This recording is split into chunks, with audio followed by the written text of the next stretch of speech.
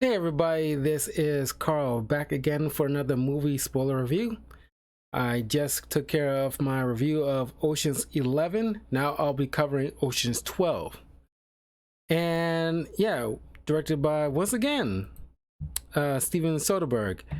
Reprising their roles, George Clooney as Danny Ocean, Brad Pitt as Rusty, Matt Damon as Linus, Bernie Mac as Frank Catton, Elliot Gould as Ruben, Casey Affleck as Virgil Malloy, Scott Caan, Turk Malloy, Eddie Jemison Livingston, Don Cheadle as Basher, Quinn Chabot as Yin, Carl Reiner as Saul, Julia Roberts as Tess.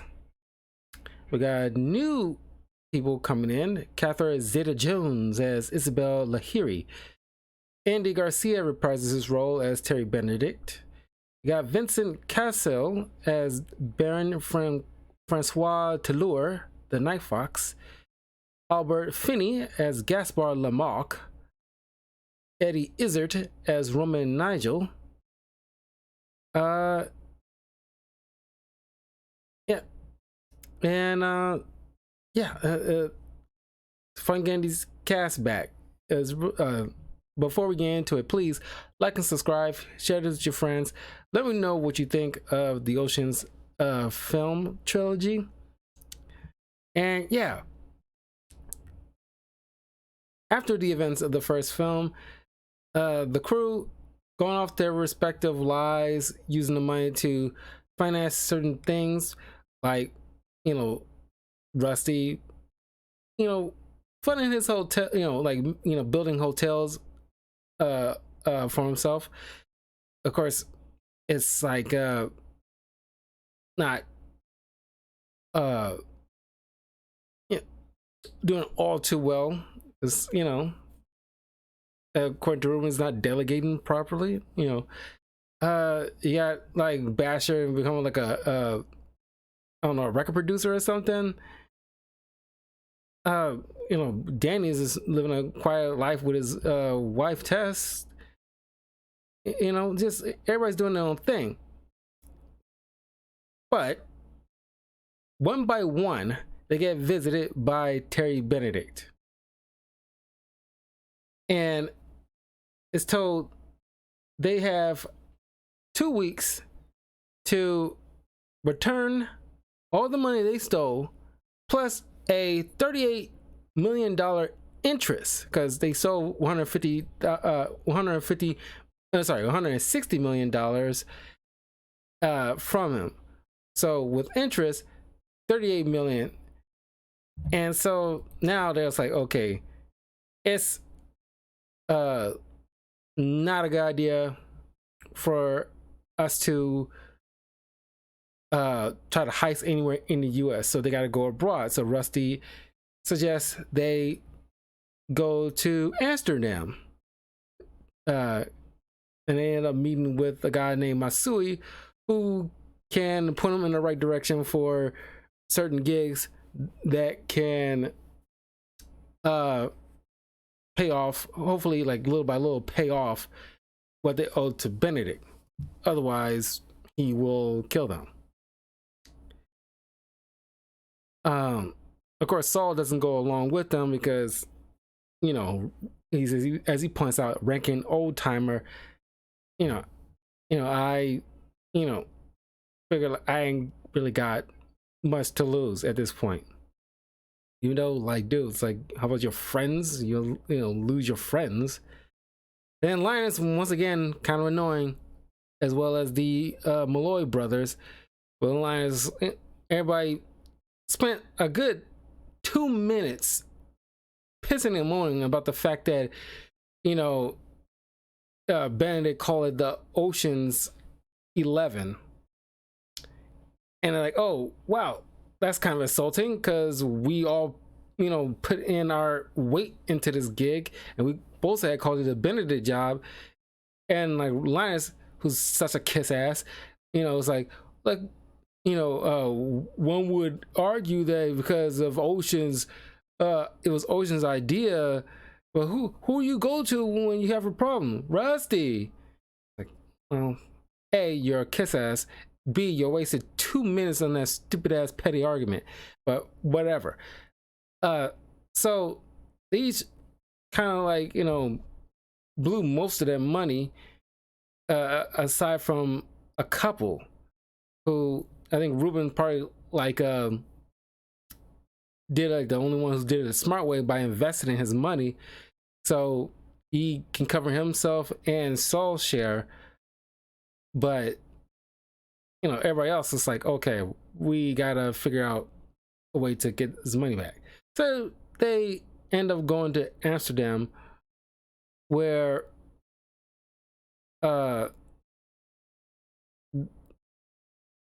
Rusty ends up bumping into an old flame of his,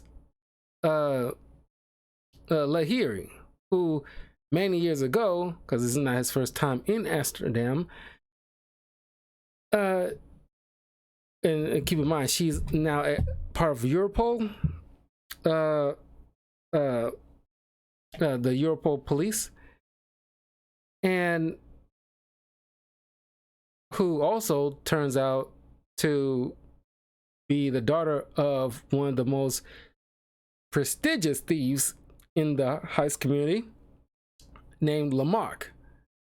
Well, I kind of spoiled that. Shoot. But not totally. We'll get to that.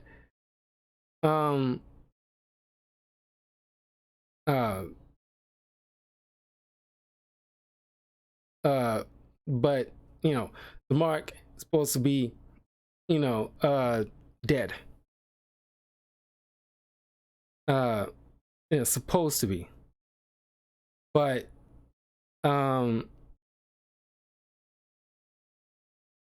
so she knows every trick in the book, and so once they bump into each other, she not only noted his face, but she's seen Danny's face and Yin's face. So now three people, along with Frank, who after they try to rob this recluse who never leaves his house, this rich recluse whose house is so positioned in such a way where they cannot hack in, break in, or zip line in or anything like that in order to get inside to steal this the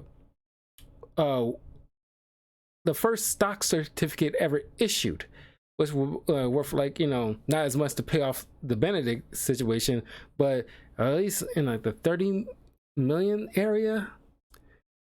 So they come up with this idea by lifting the foundation, using the idea that she ended up telling Rusty many years ago about like a prior theft using that same idea.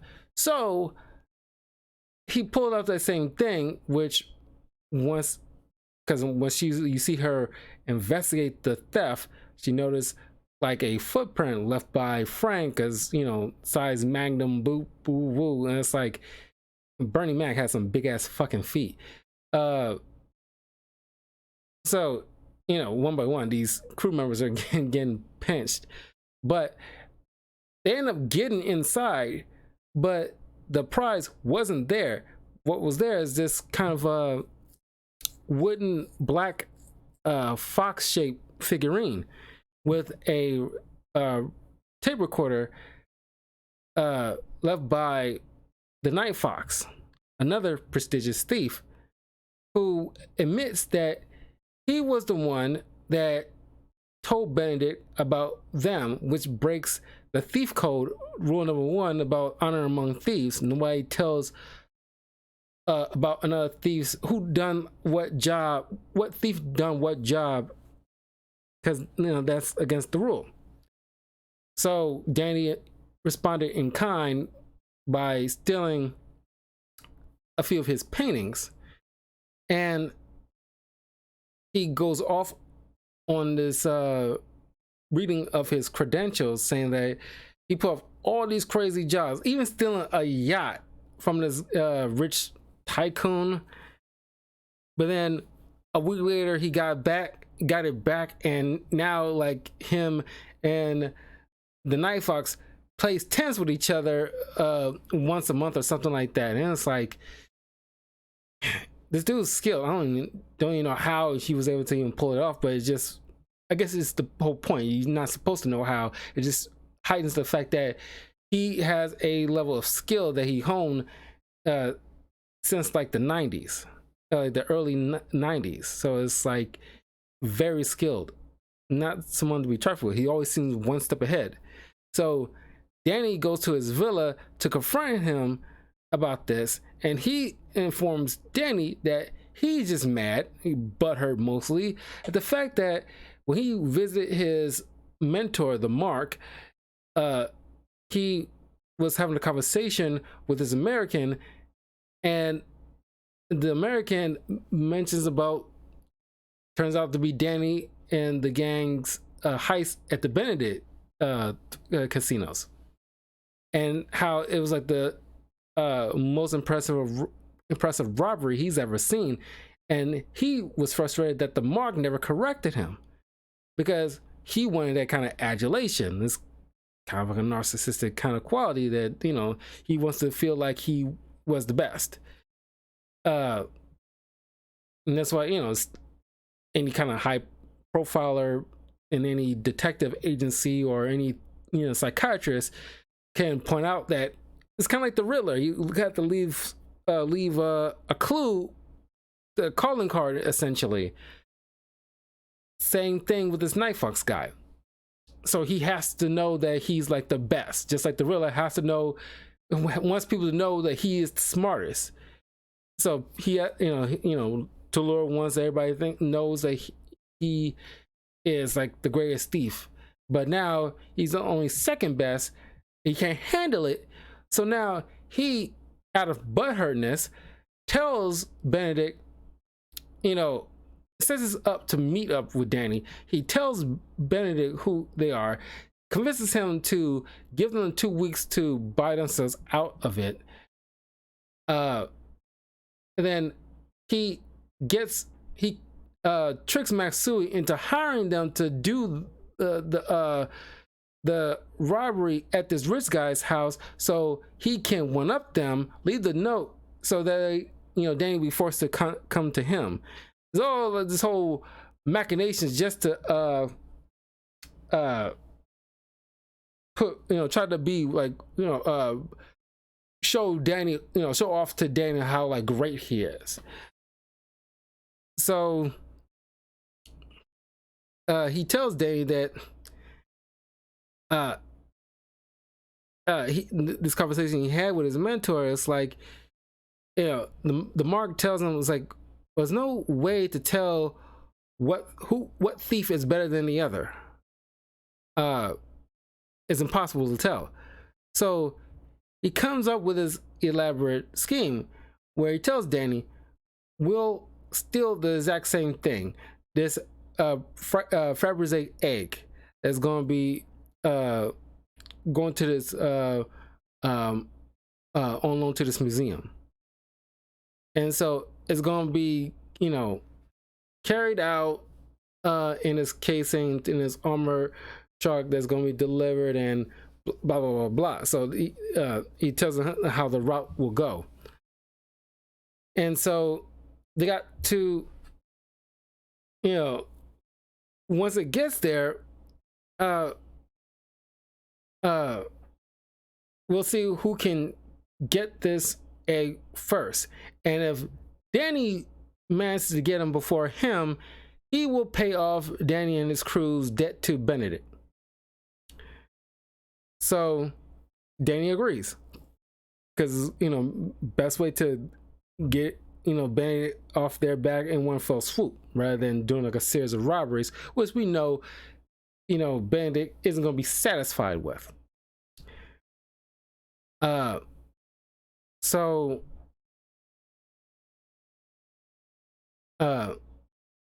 through this series of like, you know, this chaotic mess of like, you know, dealing with former ex-girlfriend, trying to do the job without getting pinched, but they contact uh uh I keep wanting to say Eddie Izzard, but Roman, who thought he was talking to Rusty's little, hot secretary, but it was just, Lahiri who stole Rusty's phone, which he has to get back. But thanks to Lure, kind of like, once again, tattletelling on them, showing surveillance of more of the gang doing all these little things. So once they try to come with an idea using this hologram of the egg to try to swap it out, but as they going over what each one will do, Danny and Rusty, went off to the side and just, they're like, yeah, we're gonna get busted on this one. Yeah, we are. So as they're trying to scope out the place one by one, because they got their pictures all over the clipboard, and the cops one by one pick up Rusty, Danny, Livingston, pretty much everybody except Saul, who comes later, Linus, Turk, and Basher. So Linus comes with an idea, because it was kind of put in our heads as like a funny wink wink in the film, where it's like, oh, we can pull off this little con. I forgot what they call it, but Linus points out the fact that, oh, hey, did you know Tess looks exactly like Julia Roberts? So they figure like, oh, we put her on the red eye to Italy, so that way we can, give her certain clothes to make her look like a pregnant Julia Roberts at that time, because she would have been pregnant at the time, and be able to become like their her assistants, bodyguards, so they can walk up and try to use her to sneak the egg underneath her fake pregnancy belly. But then things really, went out of left field, because Bruce Willis show up playing himself, because I think they was dating at the time. Thought it was in like over 20 years. I'm pretty sure they was dating at the time. And but then Lahiri shows up and arrest the rest of them. Now, of course, some FBI agents show up to confront Lahiri first and foremost, because apparently, in order to get these arrests in the first place, she had to forge the warrants, forge her captain's signature on these warrants in order to, because she's just bitter ex mostly, but she also knows that these guys will try to rob this the egg, but she didn't have credible evidence to warrant a warrant, but she was very certain, which we all know she's right, but she had to go behind her captain's back because she didn't have the proper evidence to present in order to get a legal warrant to arrest. So now she has to go back to face the consequences of that. Well, this lady, Molly Starr, played by Cherry Jones, starts, speaking with Linus first in a one-on-one discussion to try to get him to flip. But they all get walked out, driven his car straight to the airport. And it turns out Molly is Linus's mom, Mrs. Cadwell, because the dad is also like a master thief. We'll see him in the next film. It's just like, it's just annoying. Not the scheme, that was a kind of clever scheme, but they never showed at what point, because they usually like to do flashbacks on how things are done. I want to know at what point Linus called his mom, who had some kind of pull, or at least technically probably has some kind of position in the FBI in order to get her son and her friends out or something like that. I'm not sure what her level of authority in the FBI to allow this to happen without getting, you know, in trouble or anybody asking questions.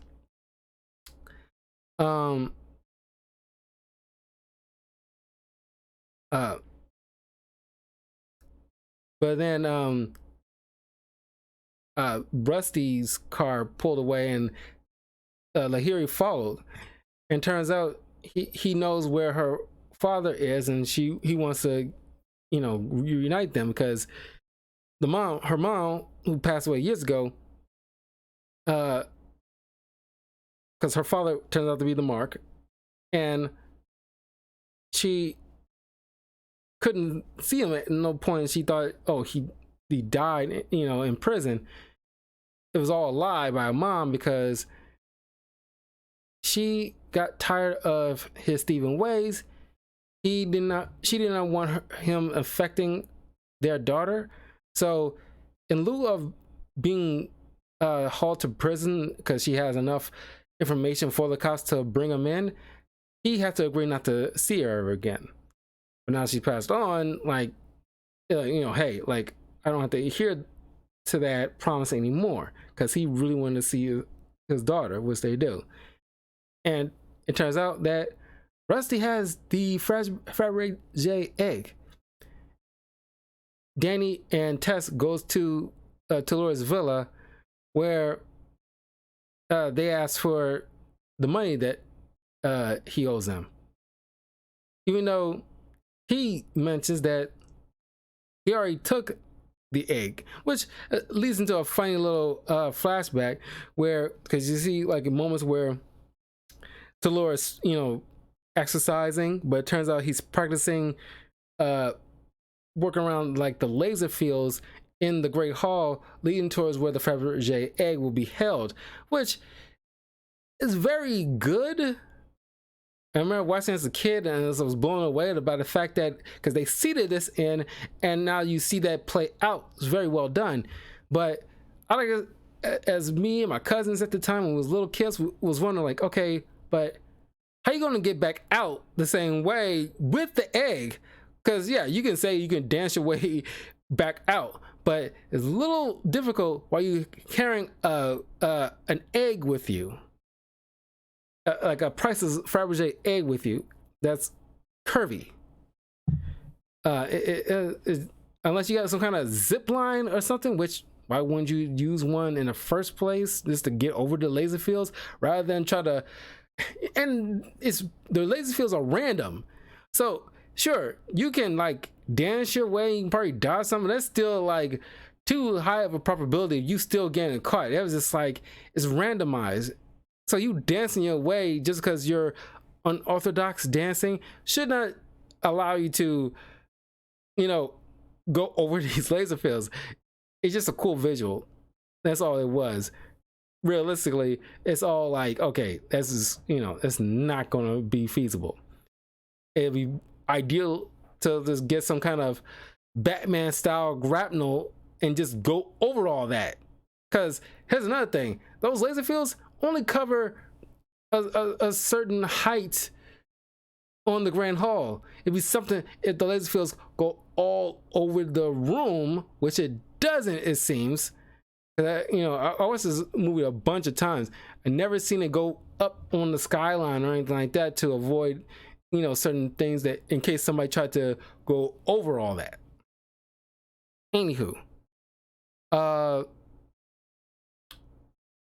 so it turns out that the transit that Tula was mentioning earlier, the facility was putting like a fake egg, a replica, in transit to make it like a real thing, while the real egg was being transported by this lone dude with his backpack. Was a very unseemly kind of guy who nobody would think twice looking at.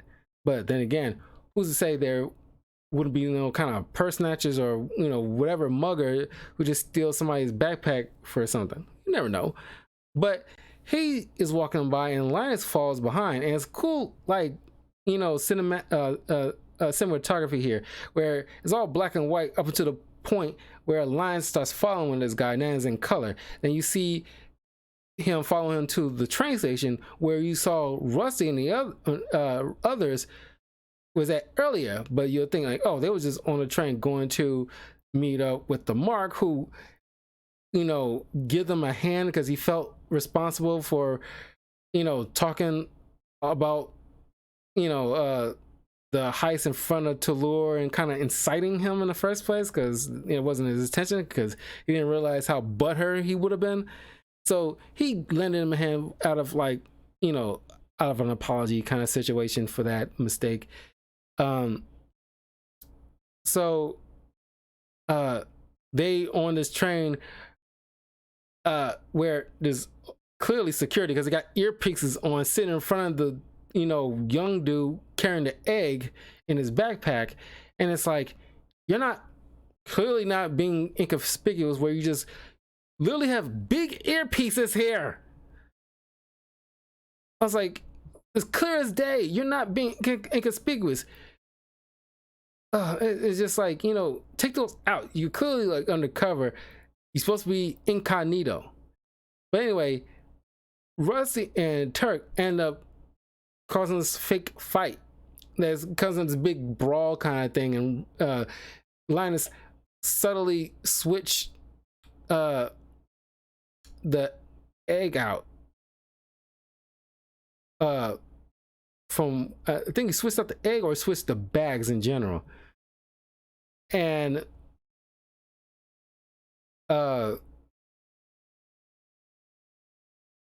so Toulour just, you know, just flabbergasted on the fact that he took the thing right as he left out the freaking building, practically, while he took a replica, and the dumb look on his face was priceless.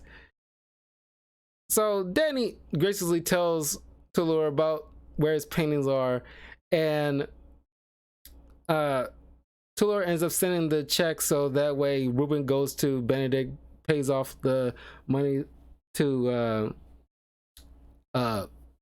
Benedict, swearing that, you know, they won't ever be involved with any possible robberies involving him.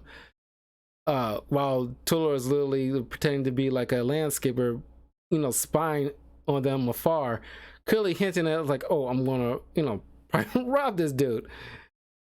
So the movie ends with, you know, everybody gathering together in this kind of lounge area, or some kind of like a hall where they can just have like a private little room for them to like hang out together as like one big family. And Rusty brings along Lahiri, where it's like, hey, isn't she like, what punishment did she suffer from forging her captain's signature? She gotta at least be suspended. And then it's like, you causing this fuss, causing most of them to get put in prison, and y'all chumming it up together. It's kind of wild. But I do give credit the fact that, you know, while the first movie had Danny and Tess as like a, you know, two people that's got to resolve a relationship, here you got Rusty, like the kind of like a second in command of this team, has to resolve issues with a past lover himself. But yeah, I mean, this movie is still fun. The first two movies made bank. Man, this is like really good. Like, once again, the chemistry with this ensemble cast is phenomenal. I think it's probably the largest. You can argue this part, like the Ocean's films, is probably the largest cast aside from maybe like the Marvel films, like the, you know, the Avengers, Infinity War, and Endgame. I think Endgame probably had the largest amount of cast ever put the freaking screen. But Aside that, I think maybe the Oceans film is probably the largest cast put to screen. Where like mostly like of course like got the main stars George Clooney and Brad Pitt, but you know everybody else you got like a cool ensemble cast. A few you know by name like Bernie Mac and Casey Affleck and Matt Damon and Don Cheadle, but the others you fairly know or you might not know. But yeah, that was Ocean's 12. Not many people care for Ocean's 12. I, argue is probably like slightly better than the first one because you just go international with their heist things. It's, a cool move that takes it to the next level in terms of thieving, and the stakes are even raised where now that Terry knows these guys by name, where to find them, and they got a deadline to hit, otherwise they are dead. And on top of that, they got to deal with this international master thief who's trying to one up them this whole time. It's wild. It's fun though. But I will see you guys tomorrow for the third and final review of Ocean's 13, the end of the trilogy, as well as a comic book review of Kang the Conqueror miniseries. But leave a comment below. Let me know what you think of Ocean's 12, or at least the Ocean's trilogy in general. And I'll see you all soon. I might pop in later on tonight to play a little bit of Overwatch. I might be in a mood for a little Overwatch. We'll see. Cross your fingers on that one. But if you're following me, you'll know I'm live if I'm playing it. But anyway, I'll see you guys in a bit. Take care.